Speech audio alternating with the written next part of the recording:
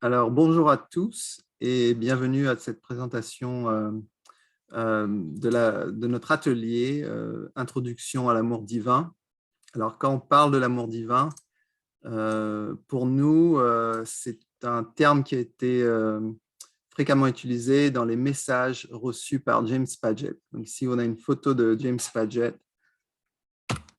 Alors, l'histoire de James Paget, elle est surprenante, elle est sans équivalent. Quand je l'ai découverte, ça m'a beaucoup intrigué, même si au début, je n'étais pas très intéressé par sa vie, j'étais plus intéressé par les messages qu'il a reçus. Euh, James Paget, il a perdu sa femme, donc il est frappé par la tragédie et était obligé de trouver un moyen de communiquer avec elle. Euh, il a trouvé ça dans l'écriture automatique. Donc on explorera dans cette présentation les messages qu'il reçoit de ses proches, de sa famille, et comment on en vient à en savoir un peu plus sur ce qui se passe dans ce qu'on appelle le monde des esprits et l'au-delà, hein, qui est quand même mystérieux pour la plupart des gens.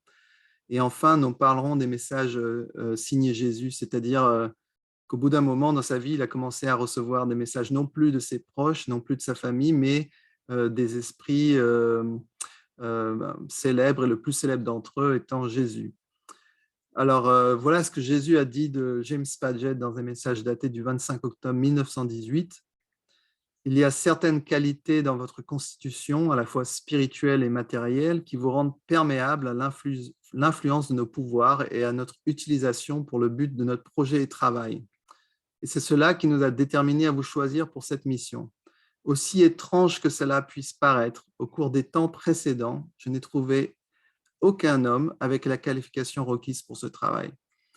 Alors ça, c'est assez surprenant, c'est-à-dire que dans les 2000 ans qui nous séparent de la vie de Jésus, dans ces 2000 ans dans le monde de l'au-delà, il a cherché à communiquer avec nous à travers ce que lui, il aurait qualifié de prophète à l'époque, hein, les gens qui ont des communications avec l'au-delà, mais il n'a trouvé personne d'aussi qualifié que James Paget. Donc, c'est un hommage en fait aux capacités de médiumité de James Paget. Et cet atelier en fait reflète un peu ça, hein. Alors, j'aimerais bien vous introduire à l'élément familial, parce que c'est vrai que ces personnes-là, la mère de James Paget, Anne Rollins, c'est sa grand-mère du même nom, l'ont écrit. Et donc, si vous en venez à lire, c'est bien d'avoir un peu le contexte de qui est qui. Alors, James Edward Paget est né le 25 août 1852 et il disparaît le 17 mars 1923. Donc, c'est à la fin du 19e siècle et au début du 20e siècle. Hélène, sa compagne, est née de révérend George Hyde et sa femme Olivia Hyde. Et elle est née 10 ans après, donc 1862, mais disparaît beaucoup plus tôt en 1914. Alors, on n'a pas de photo de Hélène. On a remué ciel et terre pour trouver une photo de Hélène, mais on n'a toujours pas trouvé. Donc, j'espère qu'un jour, on en trouvera une. Ce sont des personnes qui sont un peu le jour et la nuit. James Paget son père était boucher, alors que Hélène est issue d'un milieu aisé, son père était marchand. Ils ont tous les deux grandi dans les environs de Washington. Et la guerre de sécession a beaucoup marqué les citoyens américains, mais en particulier James Paget. Il a grandi méthodiste, qui est une branche du protestantisme. Hélène, effectivement, elle était toujours à l'église, hein, son père était révérend. Elle est originaire du Maryland. Alors, je vais vous raconter très vite, en fait, une esquisse de leur vie ensemble, hein. Alors, James a étudié en 1870 au Newmarket Polytechnic Institute et c'est là qu'il rencontre le professeur Salliard, Et pendant 3 ans, il se lie d'amitié avec lui. Donc, professeur Salière, c'est un éminent professeur qui revient dans les messages. C'est intéressant de voir toutes ces personnes-là exister en vrai, avec des preuves historiques à l'appui. Ça nous permet de donner beaucoup plus de crédibilité au message de James Padgett. Et effectivement, étant plus âgé que James, ils se retrouvent dans l'au-delà avant James et ils sont dans les messages en fait. En 1873, en sortant de l'école, il étudie le droit avec un personnage qui s'appelle A.J. Riddle. C'est un avocat célèbre, membre du Congrès américain et ami personnel du président Lincoln. Et donc pendant 3 ans. Alors, quand je regarde ces études-là, ce sont des études assez courtes quand même, 3 ans pour devenir un avocat. Donc à l'époque, c'était assez profitable. Et à partir de là, James Padgett rentre dans l'élite de Washington avec ses connexions à A.J. Riddle. Et en 1876, ils ouvrent Riddle, Miller et Padgett. Tous les trois ouvrent un cabinet d'avocats. Il sera avocat jusqu'à sa mort et c'est en partie du fait de sa carrière et de sa réputation qu'aucun des messages qu'il a reçus en tant que médium n'ont été publiés avant sa mort. Et Hélène et James se rencontrent en 1880. C'est le coup de foudre. Ils se marient quelques mois après s'être rencontrés. Hélène a 18 ans et lui 28 ans. 2 ans plus tard, leur premier enfant en 1882, Edward Padgett. En 1884, Harry Padgett. On les voit ici en uniforme. Et donc, ils attendaient de très belles écoles et très chères aussi. En 1892, donc beaucoup plus tard, la dernière née, Hélénita. Donc là, on a une petite idée de à quoi pourrait ressembler Hélène en regardant la photo d'Hélénita. Elle est surnommée Nita ou Baby dans les messages. Et en effet, je dis dans les messages qu'elle est aussi morte prématurée, donc elle en est venue à parler à James également dans sa médiumité. Et Hélène a 30 ans quand elle a Hélénita. Alors, détail de la vie de James. Alors, je trouvais ça quand même bien d'avoir cet extrait qui a été reçu par un médium contemporain qui est un ami à moi, Al, en 2014. Alors, je présente des choses, je n'essaye pas de démontrer la vérité, j'essaie juste de vous donner une idée de l'histoire derrière tout ça. Alors, c'est James qui parle de l'au-delà, réfléchissant sur sa vie. Je me suis marié et Hélène et moi avons eu nos 3 enfants, que nous avons tous les deux adorés. Nous avons vécu une vie quelque peu prospère à Washington, où j'ai pratiqué, mais mes ambitions ont souvent pris le dessus.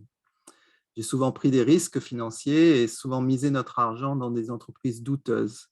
Par conséquent, certains jours, nous étions aisés, mais le futur n'était jamais assuré.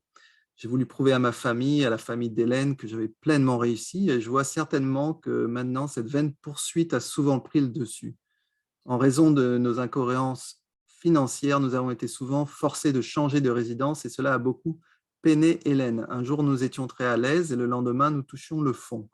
J'étais dans le cœur un joueur et cette contrainte a causé un grand ravage sur ma famille et notre mariage.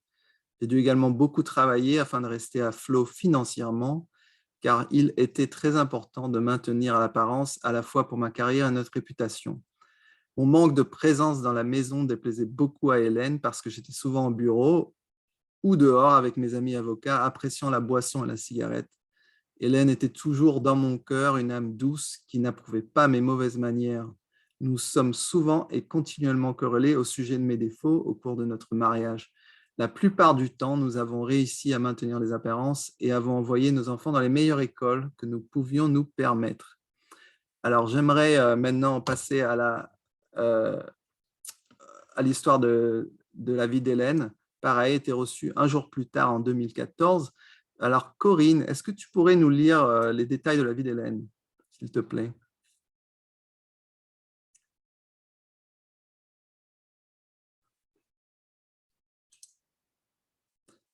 Ah, Corinne, on ne t'entend pas, tu es en mode muet.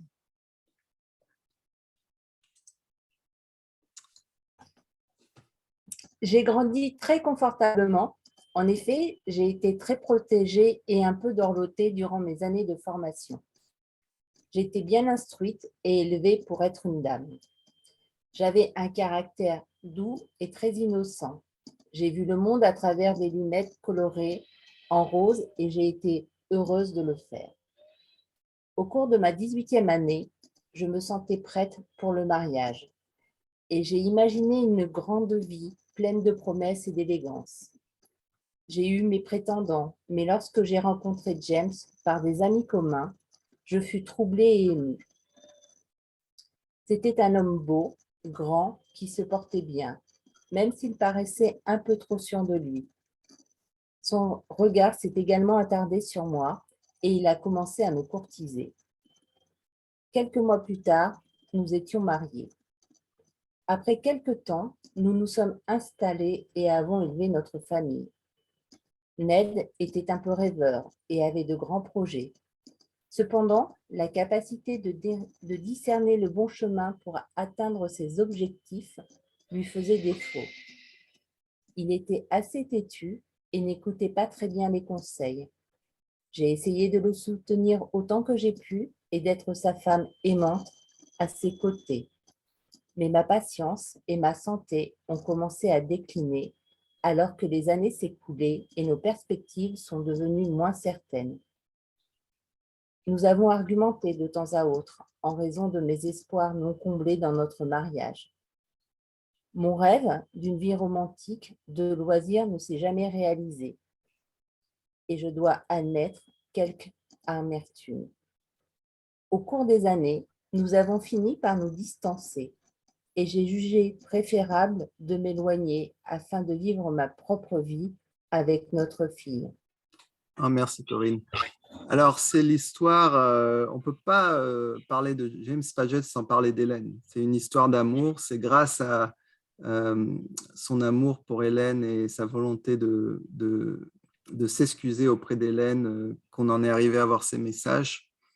Et c'est aussi une histoire qui ressemble à beaucoup d'autres contemporaines où ça commence bien, ils ont beaucoup d'argent, tout va bien pour eux. Et puis, James étant issu d'un milieu modeste, il veut faire ses preuves par rapport à la famille d'Hélène qui est plus aisée. Et il se met à faire des investissements qui ne rapportent pas beaucoup. Et il doit travailler énormément pour combler le manque à gagner. Et en faisant ça, il se distance de sa famille. Hélène étant une femme qui a besoin de passer du temps avec sa famille, d'avoir des loisirs et pas de congés payés à l'époque. Donc, c'était très frustrant et on peut imaginer comment, au bout d'un moment, Hélène a demandé le divorce.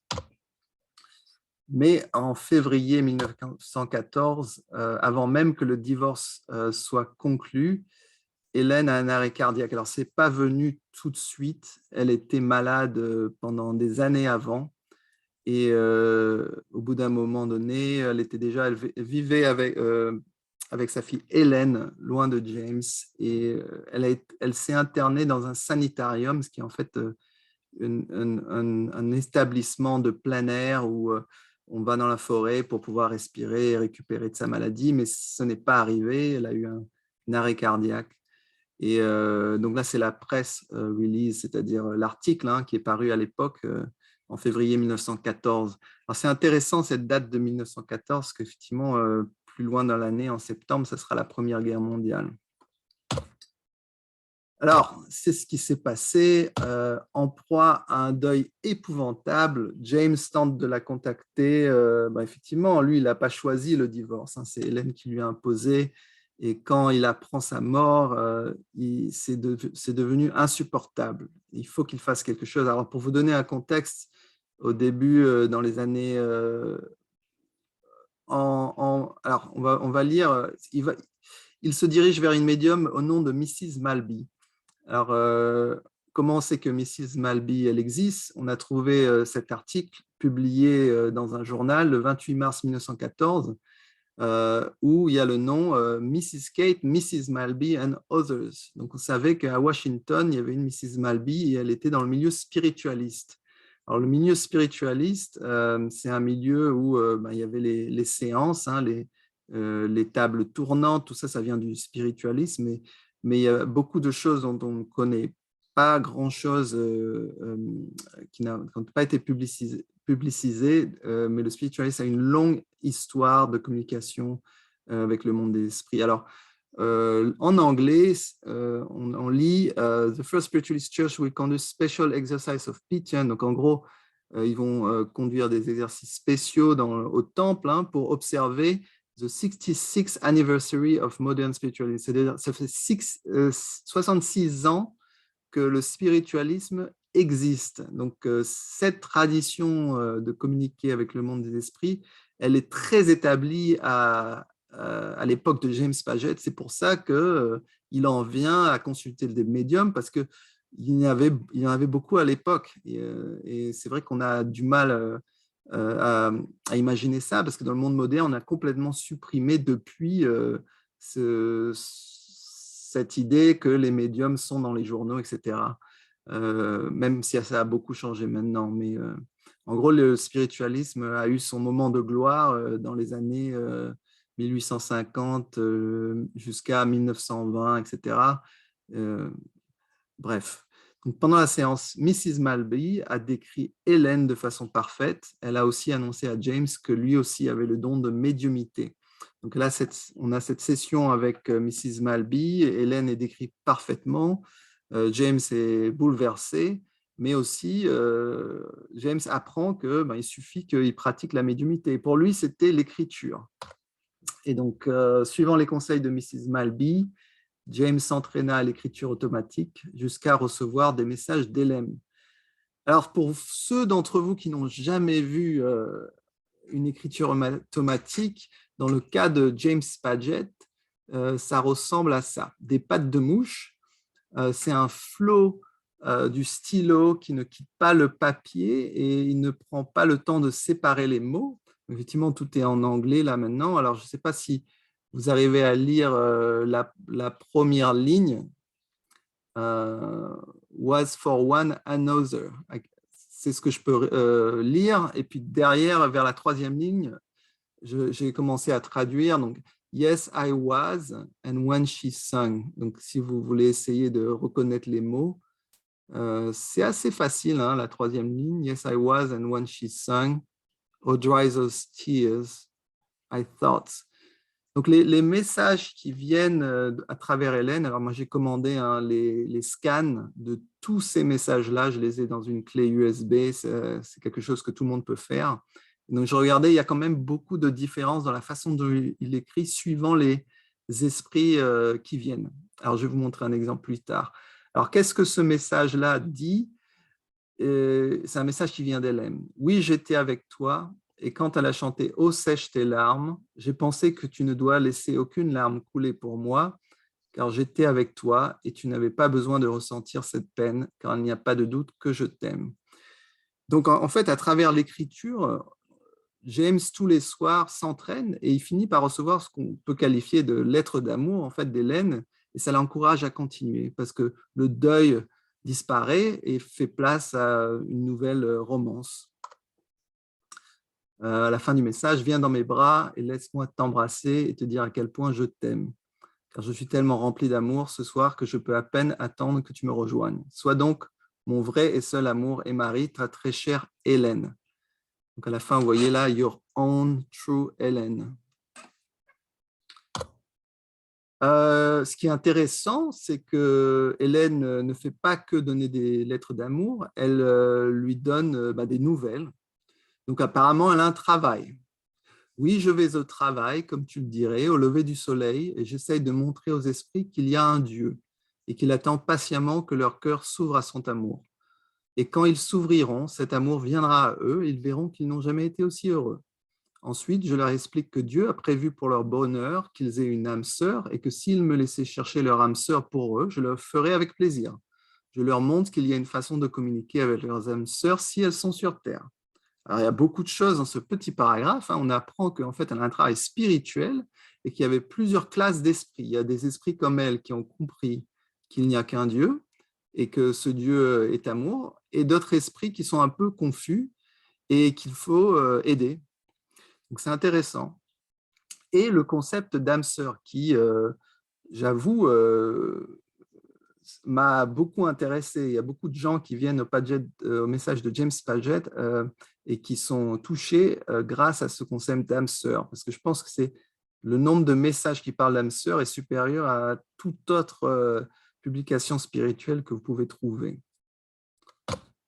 Alors, mentionne des âmes sœurs, elle finit par déclarer « Je suis ton âme sœur et nous ne pouvons pas être séparés même quand tu es sur terre. C'est une loi dans le monde des esprits qui continuera jusqu'à ce que toutes les âmes sœurs soient unies pour l'éternité. » Et là, on apprend qu'en fait, Hélène est son âme sœur.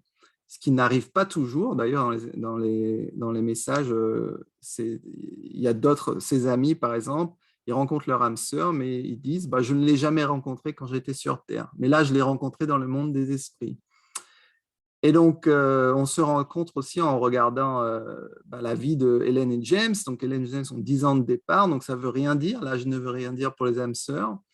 On se rend compte qu'ils se chamaillent, qu'ils finissent par divorcer. Donc, les clichés de quand on rencontre son âme sœur, on aura la vie dorée, la vie en rose, ça ne s'applique pas. Et donc, il faut toujours se méfier des clichés. Donc, c'est intéressant le concept d'âme sœur. Et si ça vous intéresse, le message le plus intriguant vient de l'empereur Néro, qui raconte comment son âme sœur l'a aidé à sortir de l'enfer de son esprit et des péchés qu'il a commis, parce qu'il a brûlé Rome à l'époque. Donc, c'est un message incroyable.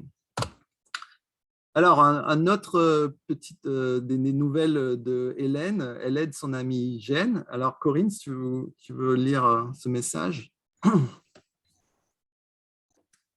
Eh bien, j'étais présente quand Jen est passée, et je l'ai prise dans mes bras, et je l'ai portée à un lieu dans le plan terrestre où elle devra vivre jusqu'à ce qu'elle avance vers une sphère supérieure.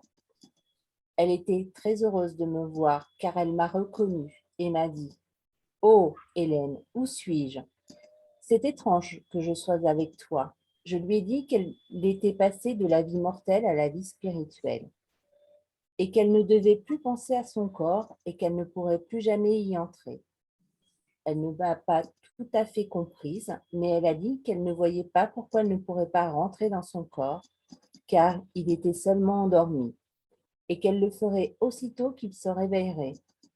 Je lui ai dit que jamais plus elle n'entrerait dans son corps, qu'elle avait cessé d'être mortelle, et que dès que son corps serait enterré, elle réaliserait qu'elle est un esprit, et qu'elle ne vivrait plus sur cette terre comme mortelle, mais qu'elle visiterait ses proches sur terre plusieurs fois, mais pas sous forme physique. Alors ça, c'est un message parmi tant d'autres, mais c'est arrivé aussi à Hélène. Elle s'est réveillée dans le monde des esprits et elle ne comprenait pas qu'elle ne pouvait plus rentrer dans son corps parce que, bon, ce qui se passe, c'est que pendant qu'on dort, on se réveille dans notre corps spirituel qui est en fait identique au corps physique, à part que c'est un corps éthérique. Et on fait des choses et puis quand c'est l'heure de se réveiller, on y retourne. Mais la différence, c'est quand on meurt, on ne peut pas y retourner. Donc, il y a souvent des esprits qui sont morts, mais qui ne savent pas qu'ils sont morts. Ils ont besoin de leurs proches qui sont là depuis longtemps pour leur dire qu'en fait, non, non, il faut que tu continues dans le monde des esprits. Il n'y a aucune raison de s'attarder auprès de ton corps ou auprès de ton entourage physique. Donc ça, je trouvais que c'était un point intéressant qui explique pas mal de choses dans le folklore du monde dans lequel on vit. Sa maison, alors peut-être je vais lire. Oui, ma maison est très belle, elle est faite de marbre blanc, elle est entourée par des pelouses, des fleurs et des arbres d'espèces diverses. Les arbres ne perdent jamais leurs feuilles, leurs tiges, et les feuilles sont très belles. Les murs sont couverts de très belles photos ou peints avec de très belles fresques et les planchers sont incrustés de belles mosaïques. J'ai tous les merveilleux meubles que je pourrais souhaiter et ma bibliothèque est remplie de livres très divers, particulièrement de ceux qui parlent de Dieu et de son amour pour l'homme. Je peux écouter de la musique comme tu n'en as jamais entendu sur Terre. Je dispose de nombreux instruments très divers dont j'apprends à jouer. Je chante de tout mon cœur et de toute mon âme au fil des jours. Je dispose de lits sur lesquels je peux m'étendre et me reposer, mais je ne me dors jamais. Nous n'avons pas besoin de sommeil ici, nous ne faisons que nous reposer. Parfois, nous sommes fatigués par notre travail et sommes grandement rafraîchis en nous reposant sur les lits et les canapés qui sont si confortables. Oui, nous mangeons des fruits et des noix, mais nous le faisons pas parce que nous avons faim, mais plutôt parce que nous apprécions leur saveur. Nous buvons également de l'eau très pure. Cela nous permet de nous rafraîchir lorsque nous sommes un peu fatigués. Non, nos fruits ne sont pas une variété terrestre, ils sont tellement plus délicieux et au-delà de toute description.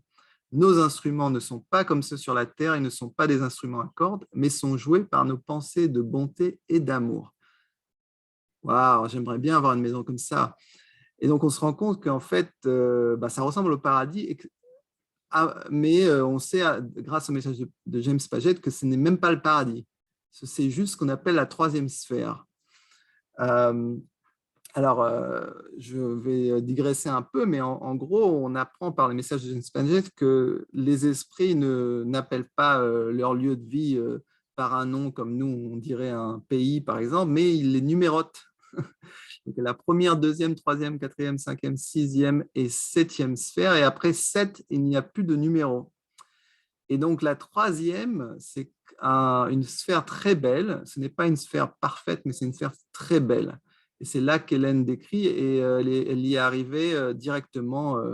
Et pas tout le monde arrive au même endroit. Ça dépend de leurs conditions spirituelles. Donc, moi, mon but, c'est quand c'est l'heure, c'est d'arriver dans la troisième sphère. Alors, 1914, c'est l'année clé, c'est l'année où Hélène est décédée. C'est l'année où, à la fin de l'année, James reçoit 2 messages de Jésus. Il en reçoit un peu avant, mais bon, alors comment en est-il arrivé à recevoir des messages de Jésus? Donc, le 12 février, Hélène est décédée. On va dire entre mars et avril de cette année, James consulte plusieurs médiums, dont Mrs. Malby. Il en vient avoir un premier message d'Hélène.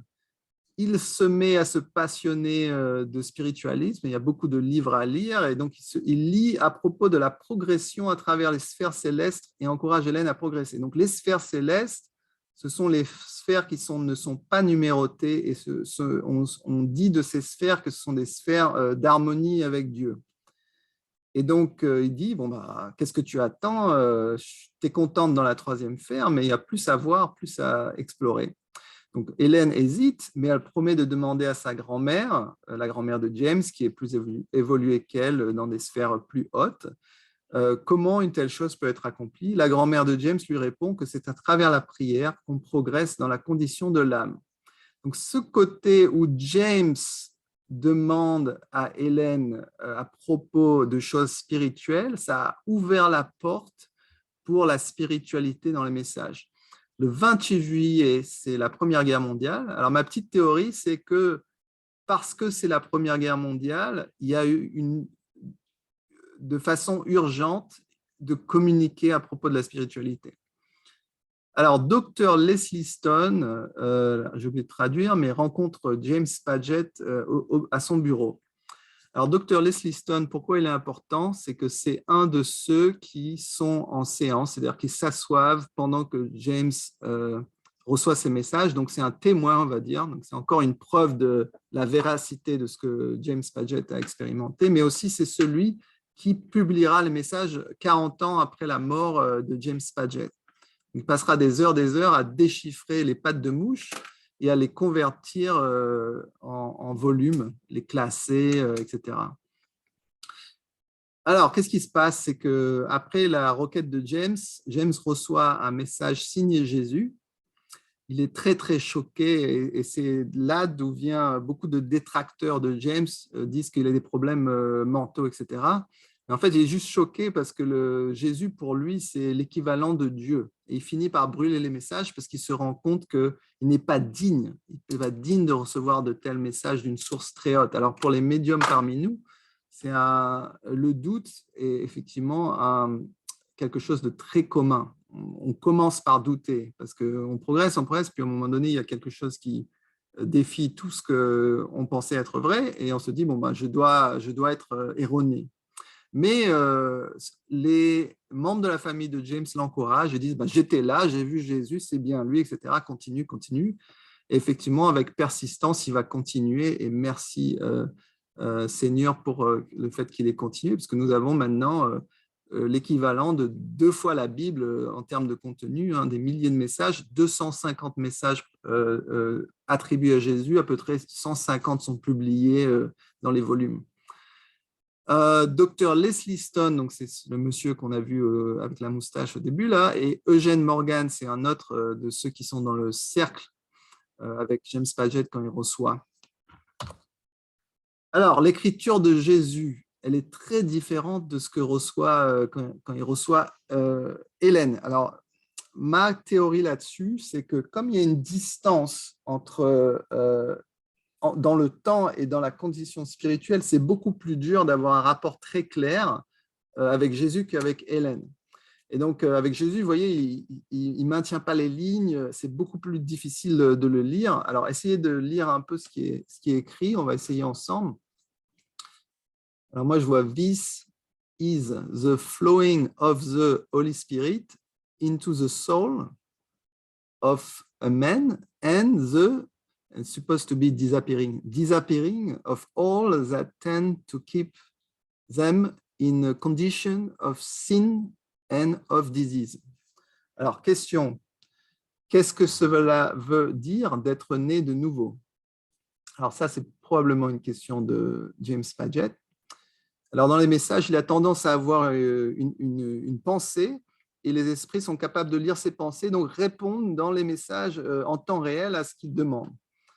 Alors, Jésus répond, être né de nouveau, c'est intéressant comme question. C'est le flux de l'Esprit Saint dans l'âme d'un être humain et la disparition de tout ce qui tendait à le garder dans une condition de péché et d'erreur. Ce ne sont pas les effets résultant de la volonté de l'être humain, mais ceux venant de la grâce de Dieu. Tu vas rapidement connaître ce changement et tu seras alors un homme heureux et digne de mener les autres vers les vérités de Dieu. Sois un homme qui aime Dieu et son prochain. Ton amour est seulement pour les choses terrestres, mais bientôt, il sera aussi pour les choses spirituelles. Alors, l'Esprit Saint, intéressant, concept intéressant, l'âme d'un être humain, quelque chose qu'on n'y pense pas souvent, et cet Esprit Saint dans l'âme peut changer tout ce qui nous fait défaut.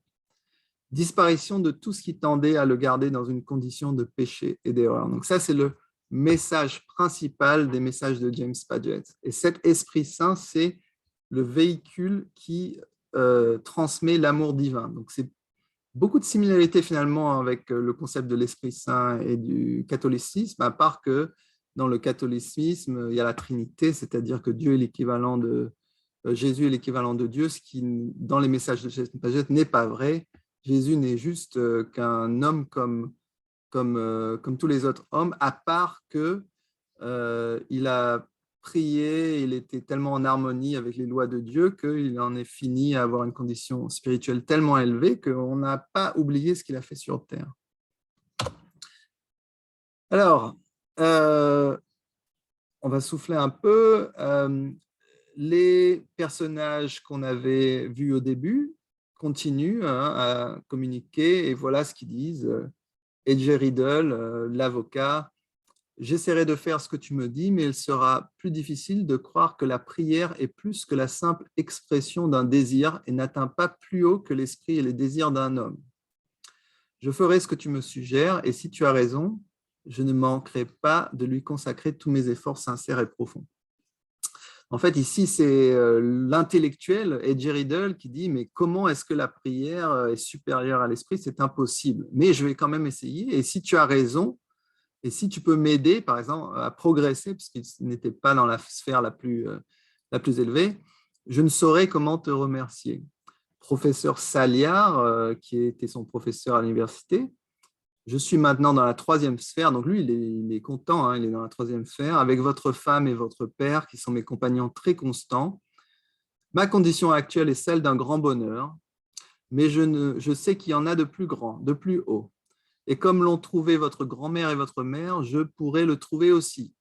Et je suis le chemin qu'elles ont parcouru. Oui, j'ai trouvé mon âme sœur grâce à votre femme, et je ne peux vous dire combien je suis heureux. Mon âme sœur est une très belle femme spirituelle que je n'ai jamais connue sur terre, même si elle vivait dans une partie de la vallée non loin de chez moi. Elle s'appelait Sarah Conway. Elle est maintenant ici et dit que vous êtes un homme très cher pour suggérer à votre femme de la trouver.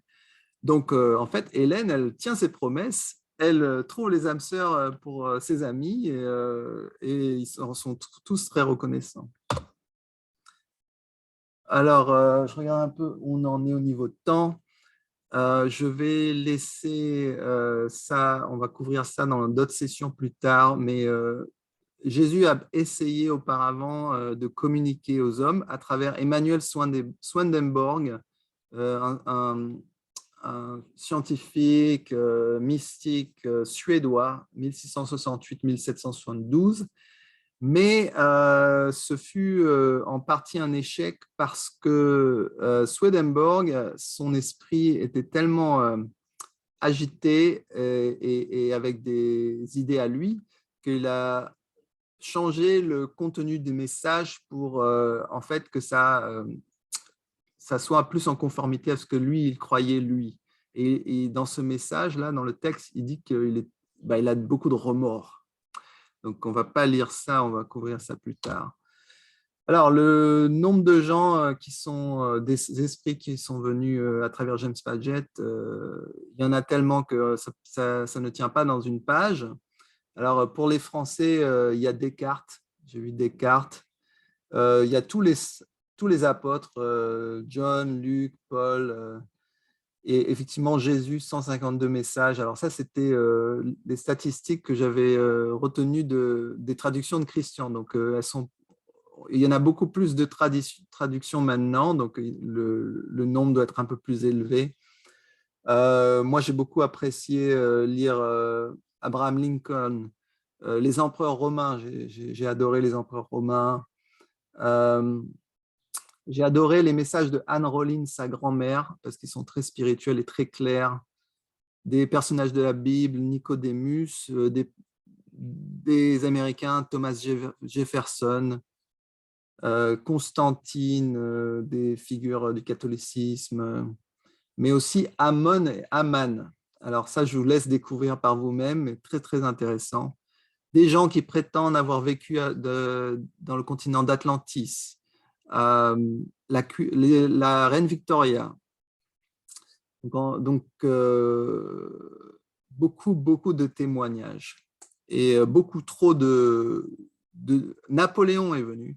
Et beaucoup trop, moi je dis, de noms différents pour être tous le produit de l'imagination de M. Paget. Parce que si je devais